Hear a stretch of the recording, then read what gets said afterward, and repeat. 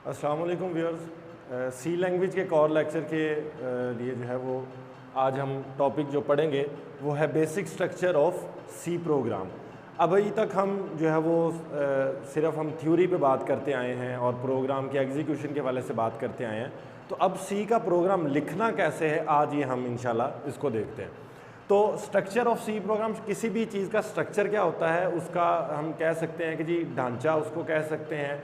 और अगर C program की बात करें तो हम इसको कह सकते हैं स्ट्रक्चर। इसको हम कह सकते हैं स्ट्रक्चर क्या होता है जी, ये एक लॉजिक होती है। वो लॉजिक जिसको फॉलो करते हुए हम सी का प्रोग्राम लिखेंगे वो स्ट्रक्चर कहलाएगा इस सी प्रोग्राम का। इसके अंदर आपने दो चीज़ों का ख्याल रखना होता है, दो मेन चीज़ें इसके अंदर होती हैं। पहली चीज़ होती है जी प्री प्रोसेसर डायरेक्टिव्स, और दूसरी चीज़ होती है मेन फंक्शन। बेसिक स्ट्रक्चर के अंदर ये वो चीज़ें हैं जो आपने हर प्रोग्राम में लाजमी लिखनी है, इनके बगैर आपका प्रोग्राम इनकम्प्लीट है। प्री प्रोसेसर डायरेक्टिव्स और मेन फंक्शन। अभी मैं इसका सिंटैक्स लिखने जा रहा हूँ। सिंटैक्स का मैंने आपको बताया था कि किसी भी प्रोग्राम को लिखने के जो ग्रामेटिकल रूल्स हैं वो उस लैंग्वेज को सिंटैक्स कहलाते हैं। तो इसका सिंटैक्स में अभी आपको बताने जा रहा हूँ, इसके बाद फिर हम बात करेंगे कि ये प्री प्रोसेसर डायरेक्टिव क्या होते हैं। ये हमारा एक अलग से लेक्चर होगा। सिंटैक्स क्या है जी, इधर हम हेडिंग इसको दे लेते हैं, सिंटैक्स ऑफ सी प्रोग्राम। ठीक है जी। सिंटैक्स में क्या आएगा, सबसे पहले आप लिखेंगे हैश का साइन होगा, इंक्लूड, उसके बाद ये वैसे तो ग्रेटर देन लेस देन के साइन होते हैं लेकिन सी प्रोग्राम के अंदर इनको ब्रैकेट्स बोला जाता है, और इन ब्रैकेट के अंदर हम एक हेडर फाइल को लिखते हैं, stdio.h। ठीक है, ये हमारी एक हेडर फाइल आ गई। इनके बारे में मज़ीद हमारे लेक्चर होंगे तो उसमें तफसीलन बात हो जाएगी इसके ऊपर। इसके बाद आप लिखेंगे मेन का फंक्शन, ठीक है, और इसके अंदर स्टेटमेंट्स आ जाती हैं। तो ये एक बेसिक आप कह सकते हैं कि हमारा सी प्रोग्राम का जो स्ट्रक्चर है। ये मेन फंक्शन के साथ एक वर्ड का मैं इजाफा कर रहा हूँ, उसको वॉइड बोलते हैं। ये वॉइड क्या है ये भी हम आने वाले लेक्चर्स में इंशाल्लाह इसको देखेंगे।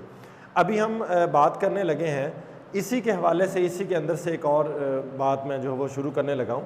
प्री प्रोसेसर डायरेक्टिव के बारे में अभी मैं आपको सिर्फ इतना बताने जा रहा हूँ कि प्री प्रोसेसर डायरेक्टिव्स जो होते हैं वो उनकी पहचान क्या होती है। उनकी पहचान होती है कि वो हैश के साइन से स्टार्ट होते हैं। ठीक है, और इंक्लूड जो है ये एक प्री प्रोसेसर की डायरेक्टिव्स की टाइप है। वैसे तो प्री प्रोसेसर की दो टाइप्स होती हैं लेकिन प्री प्रोसेसर डायरेक्टिव के ऊपर मैं अलग से एक लेक्चर रिकॉर्ड करूँगा।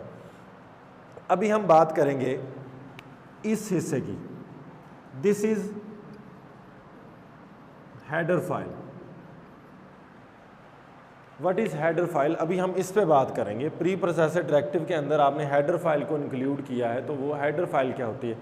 सबसे पहले तो बताते चलें कि जी ये .h जो है ये, इससे हमें पता लग जाता है कि ये एक हेडर फाइल है। हेडर फाइल होती है जो भी आप अपने प्रोग्राम के अंदर बिल्ट इन फंक्शंस या लाइब्रेरीज़ को यूज़ करेंगे तो वो उनकी सारी जो डेफिनेशन होती है, उनको यूज़ करने का जो तरीक़ाकार होता है वो सारा का सारा हेडर फाइल के अंदर मौजूद होता है। अभी मैंने यहाँ पे एक हेडर फाइल लिखी है, ये सी की हेडर फाइल है और आपने हर प्रोग्राम में ये लिखनी भी है, जिसको हमने stdio.h लिखा है। std stands for standard and in io stands for input output. Standard input output यानी इस हेडर फाइल के अंदर आपके इनपुट आउटपुट के जो फंक्शंस हैं वो इसके अंदर जो है वो डिफ़ाइन हुए हैं, उनको यूज़ करने का तरीक़ाकार इसके अंदर मौजूद है। इसके अलावा भी हेडर फाइल्स होती हैं लाइक conio, कॉनियो जिसको हम अपनी ज़ुबान में बोलते थे, conio.h है। ठीक है, वो कंसोल इनपुट आउटपुट आ जाता है। इसके अलावा math.h के नाम से एक है, मैं उसको भी लिख देता हूँ, math.h। ये वाली जो हेडर फाइल होती है ये हेडर फाइल मैथमेटिक्स के कुछ एक्सप्रेशंस या आप कह सकते हैं कि इक्वेशंस को यूज़ करने के लिए ये वाली हेडर फाइल हम यूज़ करते हैं। अच्छा, अब हेडर फाइल को लिखना कैसे है, आपने इंक्लूड प्री प्रोसेस्ड डायरेक्टिव के अंदर ये ब्रैकेट्स लगा लेनी है और इनके अंदर आपने हेडर फाइल को लिखना है, और जो भी हेडर फाइल आप यूज़ करेंगे उसके साथ आपने .h लाजमी लिखना है। इससे ये पता चल जाता है कि ये हेडर फाइल ही यूज़ कर रहे हैं, हम किसी और फॉर्मेट को यूज़ नहीं कर रहे हैं। अगर आप ये .h नहीं लिखेंगे, अगर आप फॉर एग्जांपल इस तरह लिख देते हैं stdio, आप कहें जी पता तो है कि जी ये हेडर फाइल है, नहीं, आपका प्रोग्राम एरर दे देगा। तो ये आपने .h जो है ये लाजमी लिखना है। ये मैं सिर्फ सी लैंग्वेज की बात कर रहा हूँ, क्योंकि हम सी लैंग्वेज पढ़ रहे हैं, तो सी लैंग्वेज में इस तरह लिखना लाजमी होता है। अच्छा, इसको अब हेडर फाइल को लिखने के दो तरीके होते हैं, या तो आप इन ब्रैकेट्स में लिख लें या फिर आप क्या करें, इसको डबल कोटेशन में लिख लें। लेकिन डबल कोटेशन वाला जो है वो बहुत कम यूज़ होता है तरीकाकार, ज़्यादा जो है वो यही तरीका यूज़ किया जाता है जिसमें आप इन ब्रैकेट्स के अंदर लिख दें। ये मैं दोबारा भी बताता चलूँ कि प्रोग्रामिंग लैंग्वेज के अंदर, सी लैंग्वेज के अंदर, in less than greater than के साइन को ब्रैकेट्स बोला जाता है। ये लेस दैन ग्रेटर दैन का साइन हम नहीं बोलेंगे, इनको हम बोलेंगे ब्रैकेट्स हैं, और ब्रैकेट्स के अंदर हमने हेडर फाइल को इंक्लूड किया हुआ है। ठीक है, ये प्री प्रोसेस्ड डायरेक्टिव, ये जो आपकी प्रोग्राम की पहली लाइन है ये वो है, और इसकी पहचान क्या है कि इसके स्टार्ट में हैश आता है। इसकी आगे दो टाइप्स हैं, लेकिन अभी हम उन टाइप्स से बात नहीं कर रहे। अभी हम सिर्फ ये बात कर रहे हैं कि इसी प्री प्रोसेस्ड डायरेक्टिव के अंदर आपने हेडर फाइल को कैसे जो है वो यूज़ करना है। तो ये मैंने आपको हेडर फाइल के बारे में बता दिया कि हेडर फाइल क्या होती है। दोबारा थोड़ा सा रिव्यू दे देता हूँ कि हेडर फाइल वो फाइल है जिसके अंदर आपने जो प्रोग्राम के अंदर फंक्शंस या लाइब्रेरीज बिल्ट इन जो होती हैं वो यूज़ करनी है, तो उसकी डेफिनेशन जो होती है, उनको यूज़ करने का जो तरीकाकार होता है वो इसके अंदर डिफ़ाइन होता है। तो इसके बाद हमारा मेन फंक्शन रह जाता है, और अभी हमने प्री प्रोसेस्ड डायरेक्टिव के ऊपर भी बात नहीं की।